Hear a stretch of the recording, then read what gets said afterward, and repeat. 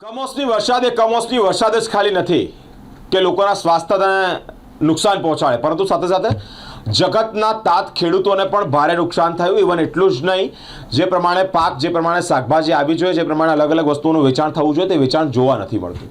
હાલ અત્યારે શિયાળો ચાલી રહ્યો છે. આ શિયાળામાં લોકો પોતાની તંદુરસ્તી સાચવવા માટે અલગ અલગ રીતે ખૂબ સારા શાકભાજીનો ઉપયોગ કરે છે, સારી પૌષ્ટિક વસ્તુઓનો ખાવામાં ઉપયોગ કરે છે અને પોતાનું તંદુરસ્તી આ 4 મહિના ખાધેલી વસ્તુ એ આખું વર્ષ ચાલે એવી એક જૂના લોકોની કહેવત.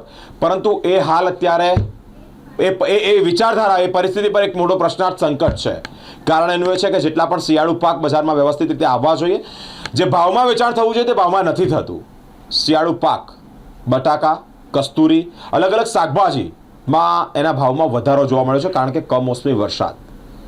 અલગ અલગ નુકસાન તો થયું ખેડૂતોને, સાથે સાથે શાકભાજીના ભાવોમાં પણ વધારો જોવા મળ્યો છે. આ એક કુદરતી માર કહેવાય. બેંગનનું ભરતા એટલે કે રીંગણ જડતા જ નથી. કમોસમી વરસાદને લીધે સીધી શિયાળુ પાકને એટલે કે શાકભાજી પર અસર થઈ છે.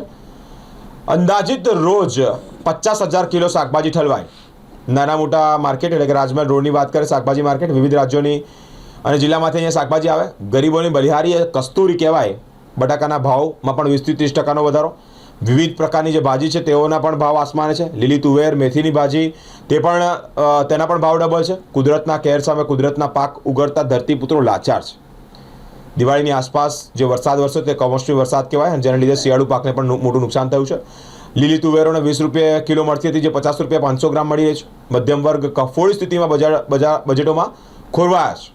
બેંગનના ભરતાના રીંગણ, મેથીની ભાજી મળવી મુશ્કેલ થઈ ગઈ છે. વેપારીઓ માંગ કરી રહ્યા છે કે સરકાર થોડું ઘટતું કરે. નાગરિકોના ભાવ વધારો સાંભળી મોઢું મચકોડાય છે. શહેરીજનો પણ કહી રહ્યા છે કે જ્યાં 500 થી 600 રૂપિયામાં 10 કિલોનો ઠેલો ભરાય એટલું શાક આવતું, પરંતુ આજે ચાલુ સિઝનમાં મોંઘવારીના પગલે અડધો ઠેલો માંડ ભરાય છે. કુદરતની માર સામે વેપારી વર્ગ લાચાર છે. 30 થી 40% વધારો થઈ ગયો છે શાકભાજીનો. વરસાદના મોસમમાં માલ બધો ધોવાઈ ગયો છે, એના કારણે માલ ઓછો બન્યો કે શું થયું? માલ અત્યારે ઓછો થઈ ગયો વરસાદના કારણે. ઓછો બન્યો, પાક ઓછો થયો કે બગડી ગયો પાક? એ પાક બગડી ગયો. કઈ કઈ વસ્તુના ભાવ વધ્યા? બધી વસ્તુના ભાવ મોંઘા છે. તુવેર, પાપડી, વટાણા. પહેલા તુવેર ગયા વર્ષે કેટલા રૂપિયા મળતી હતી? ગયા વર્ષે ને 15 દાડા પહેલા 60 રૂપિયા કિલો હતી, અત્યારે 100 રૂપિયા કિલો છે. તો તમારે કસ્ટમર આવે તો શું કહે છે તમને આ ભાવ જાણી? એવું કહે કે મોંઘું થઈ ગયું છે. અમે કહીએ અનાજ પાણી મોંઘું નથી, શાકભાજી જ મોંઘું પડે છે. તેલ મોંઘું છે, ખાંડ મોંઘું, ચોખા મોંઘા છે, તઈ કશું નહીં. અહીંયા શાકભાજી મોંઘું હોય તો જ બોલે.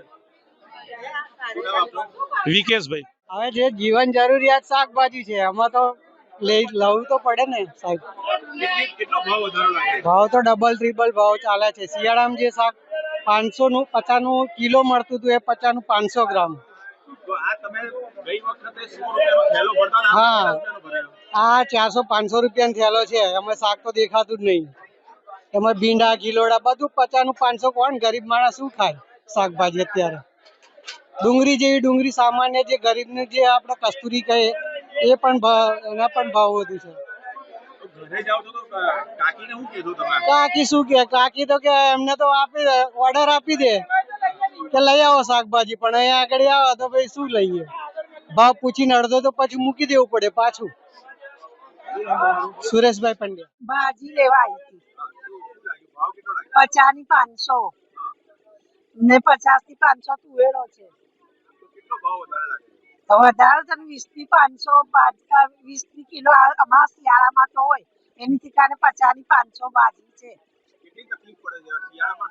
બહુ તકલીફ પડી આ ફેરી. વરસાદથી બધું ધોવાઈ ગયું ને.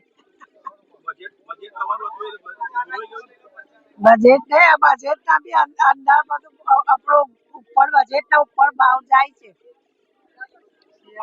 શું નામ તમારું? હા, આ હિસાબે રીંગણ મળે છે, નથી દેખાય એવું નથી, મળે જ છે, પણ કેવું છે ઓછા છે.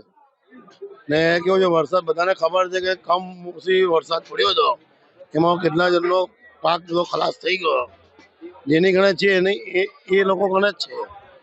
એટલે આ ભાવ બધો જે કે તમે ઇન્ટરવ્યુ લેવા આવ્યા છો, પણ ઇન્ટરવ્યુની અંદર એવું કહું છું કે જે કંઈ ભાવ છે તે માલ ઓછો છે એનો બધો ભાવ છે.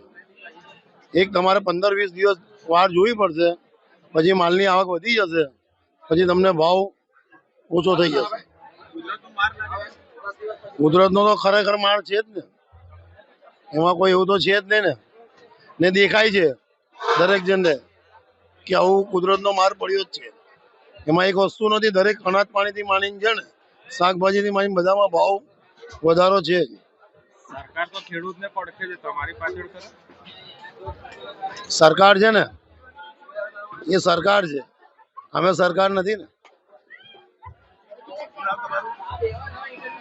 લલ્લુભાઈ બટાકા.